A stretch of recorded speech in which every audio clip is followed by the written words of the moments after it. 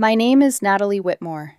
I'm 31 years old, and for as long as I can remember, I've been the quiet, reliable daughter in my family. The one who didn't ask for much.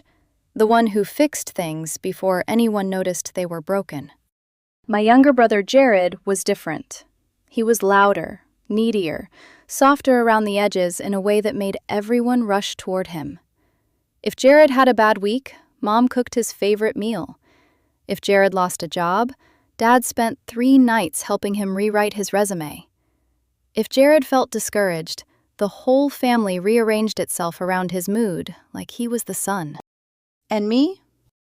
I was strong. That was the word they used when they didn't want to ask if I was tired. I wasn't ignored in some dramatic, cruel way.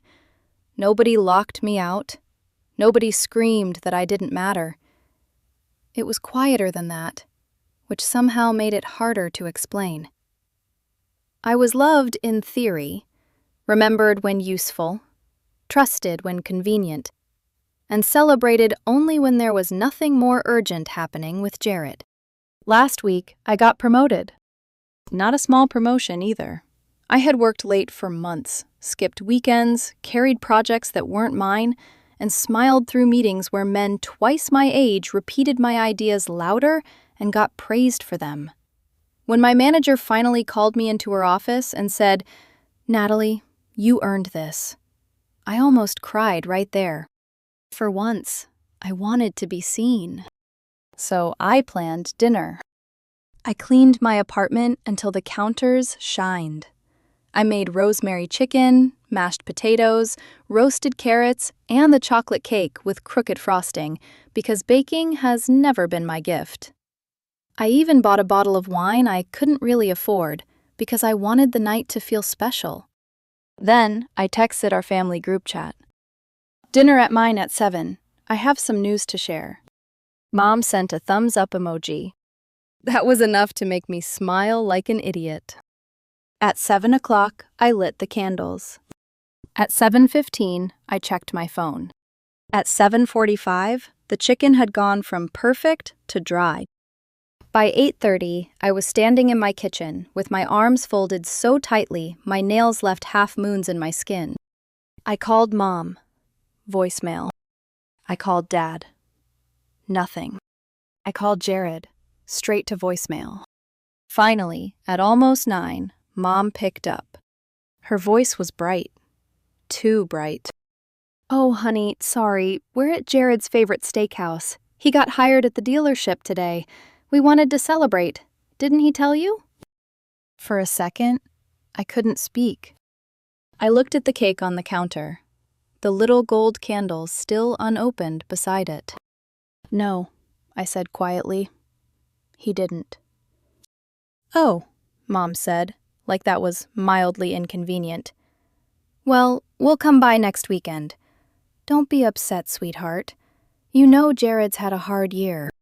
There it was, the sentence that had raised me. Jared had a hard year. Jared needed encouragement. Jared needed them. I hung up before my voice broke. For a long time, I just stood there in my apartment, staring at 3 empty chairs around a table I had set like a fool. And the worst part wasn't even that they forgot.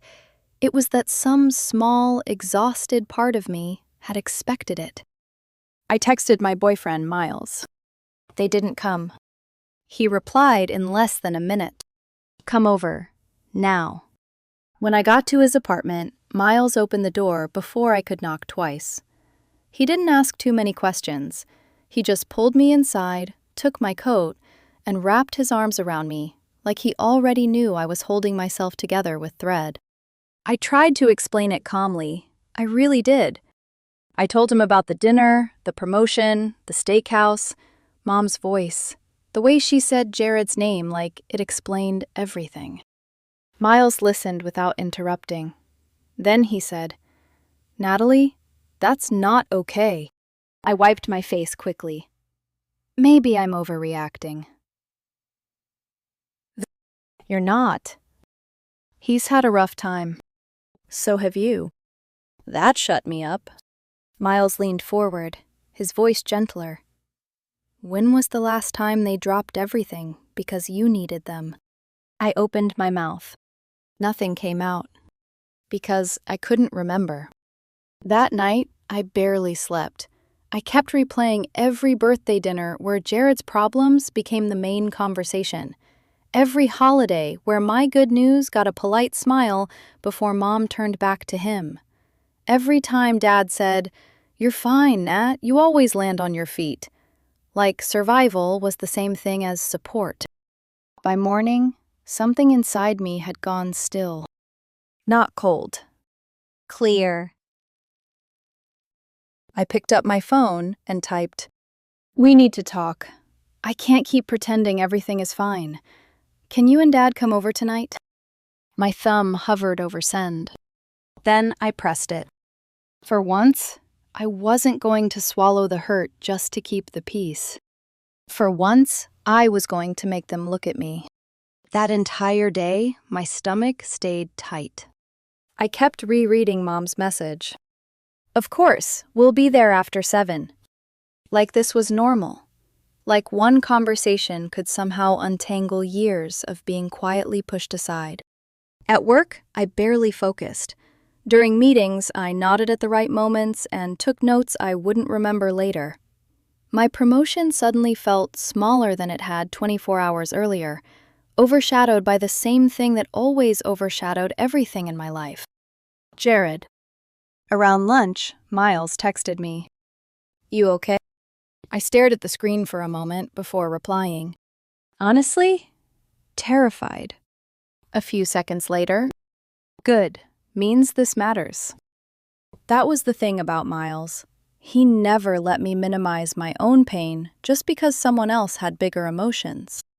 By the time evening came, I had cleaned my apartment twice out of pure anxiety. I didn't want the conversation to feel hostile, but I also didn't want them thinking this was just another casual family dinner where we'd pretend everything was fine. At exactly 7:08, there was a knock at the door.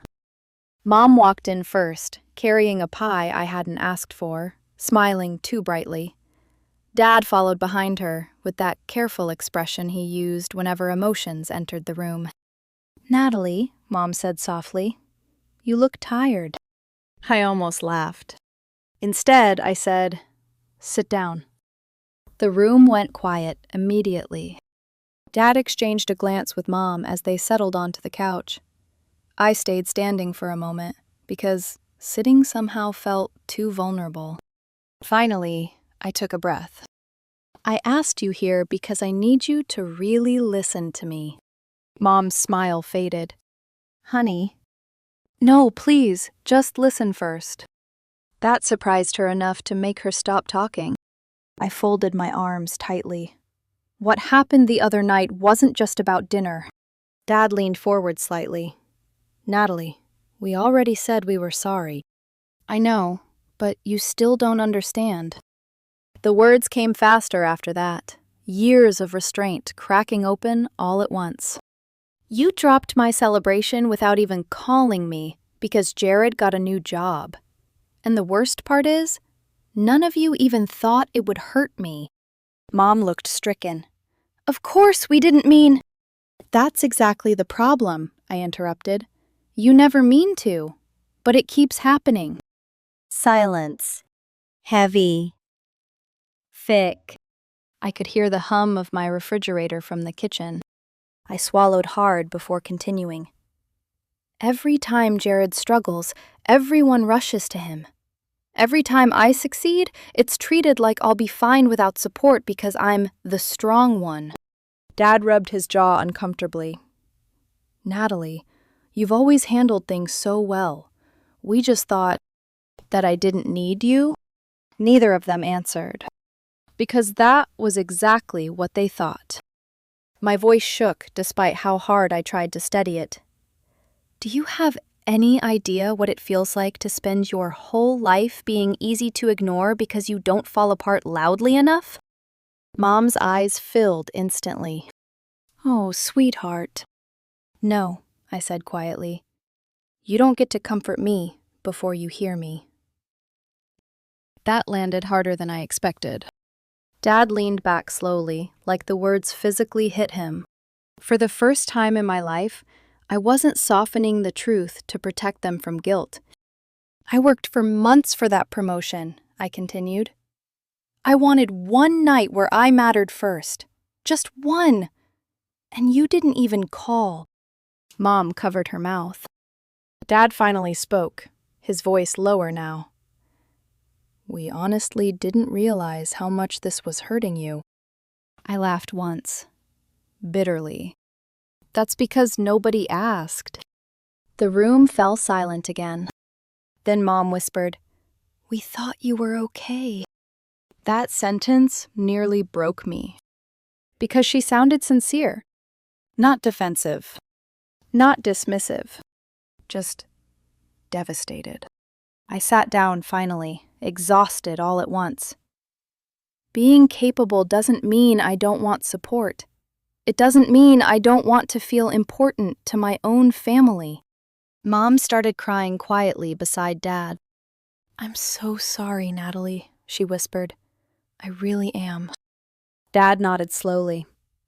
We got used to depending on you to just handle things. I looked down at my hands, and I got used to pretending it didn't hurt. Nobody spoke for several seconds. Then Dad surprised me. You shouldn't have had to ask for basic recognition from us. Something in my chest cracked open hearing that. Not fixed, just acknowledged. Mom moved closer, carefully, like she wasn't sure she'd earned the right. We love you so much, Natalie. We never wanted you to feel invisible. I finally looked at her. But I did.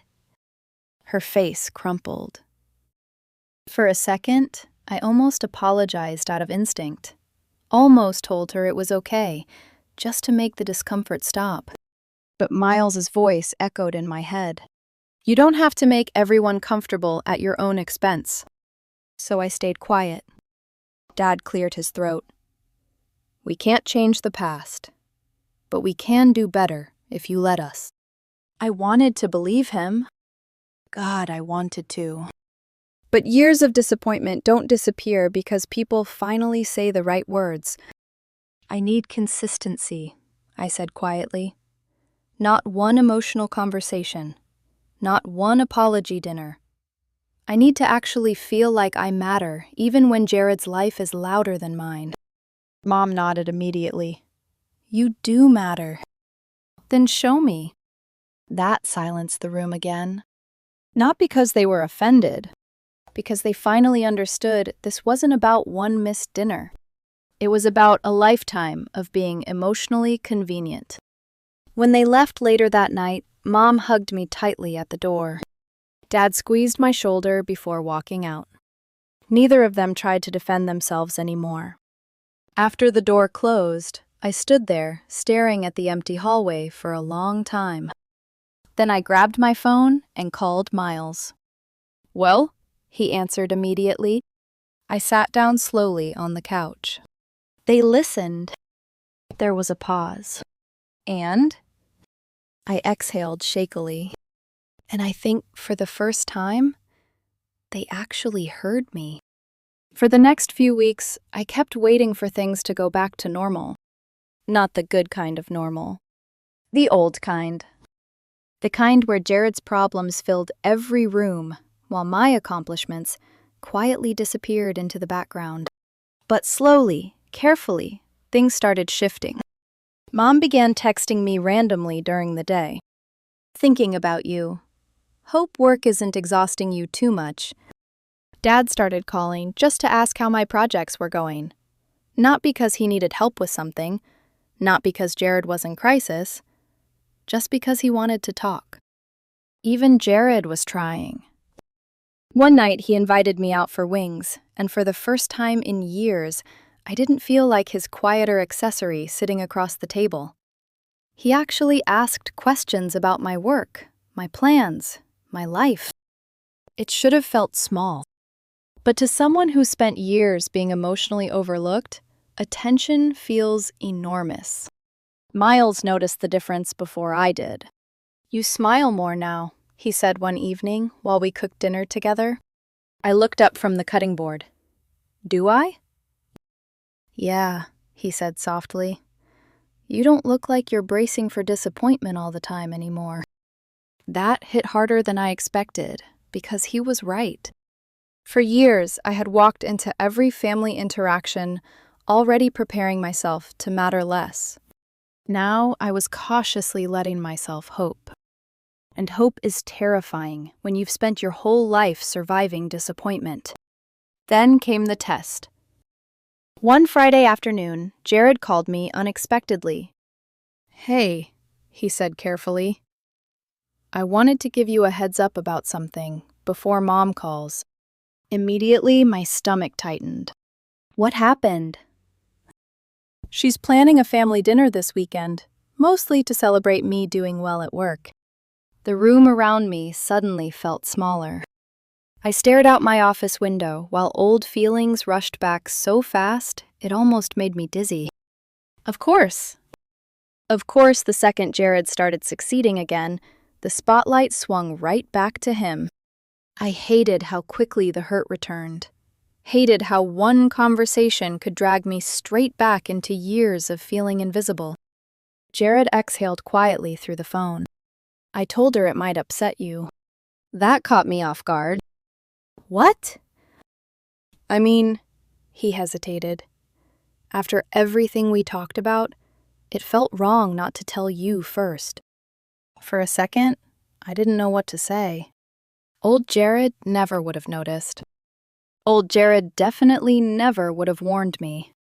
"Thanks," I said quietly. After we hung up, I sat there frozen at my desk. Part of me wanted to pretend it didn't bother me. That old instinct came rushing back immediately. Don't make things difficult. Don't ruin everyone's excitement. Just be easy. But another voice inside me was louder now. The voice I had finally found the night I confronted my parents. So instead of swallowing the hurt, I called Mom. She answered cheerfully. "Natalie, I was just about to call you." Jared told me about the dinner. Silence. Not defensive silence. Nervous silence. "Oh," she said softly. I leaned back in my chair, forcing myself to stay calm. "Mom, I'm trying really hard to believe things are changing. But this feels exactly like what happened before." Her tone changed instantly. "Natalie, honey, I didn't even think about it like that." "That's the problem," I replied gently. "You didn't think about it at all." I heard her exhale shakily. For a moment, neither of us spoke. Then she surprised me. "You're right." No excuses. No defending herself. Just that. "You're right," she repeated quietly. "I think your father and I still fall into old habits without realizing it." Some of the tightness in my chest loosened. Not because she got it perfect. Because she listened. "I'm not asking you not to celebrate Jared," I said. "I just don't want to disappear every time something good happens to him." "You shouldn't," she whispered immediately. By the time dinner happened Saturday night, things had changed. Not dramatically. Just intentionally. Mom made sure both of us were part of every conversation. Dad asked about my promotion in front of everyone instead of quietly after the fact. Jared even interrupted one of his own stories halfway through to say, "Actually, Natalie had a way crazier week than me." I almost laughed from shock. Then, halfway through dinner, Mom stood and raised her wine glass. "I want to say something," she said. The table quieted. She looked at Jared first. "We're proud of you for how hard you've worked this year." Then she turned toward me. "And we're proud of Natalie not only for her success, but for being brave enough to finally tell us when we were hurting her." Emotion clogged my throat instantly. Mom's eyes shimmered under the restaurant lights. You spent so many years being strong quietly, she continued softly. We confused that strength with not needing love, attention, or support. That was unfair to you. Dad nodded beside her. You shouldn't have had to teach us how to see our own daughter. I looked down quickly because suddenly, crying in the middle of an Italian restaurant felt dangerously possible. Then Jared lifted his glass with a crooked grin. To Natalie, he announced, the scariest woman in this family now. Everyone laughed, including me. But this time, the laughter didn't feel like something I was standing outside of. For once, I was part of it. Later that night, Miles picked me up from the restaurant because I'd had too much wine to drive. The second I got into the car, he glanced over and smiled. That good, huh? I looked out the window at the city lights passing by. Yeah, I admitted quietly. It actually was. He reached over and squeezed my hand. You know what the best part is? What? You stopped accepting less than you deserved. I sat with that all the way home. Because he was right. The biggest thing that changed wasn't just my family. It was me. I had spent years believing love meant being low maintenance, easy, silent, strong enough to survive neglect without complaining. But finally, I understood something important. Wanting to feel seen doesn't make you needy. Wanting your family to celebrate you doesn't make you selfish. And speaking up about pain doesn't make you difficult. It makes you honest. That night, lying in bed beside Miles, I realized something that would have sounded impossible a few months earlier. I wasn't waiting for disappointment anymore. I wasn't shrinking myself to make everyone else comfortable. I wasn't the invisible daughter holding the family together quietly from the background. I was Natalie Whitmore, and for the first time in my life, my family finally saw me.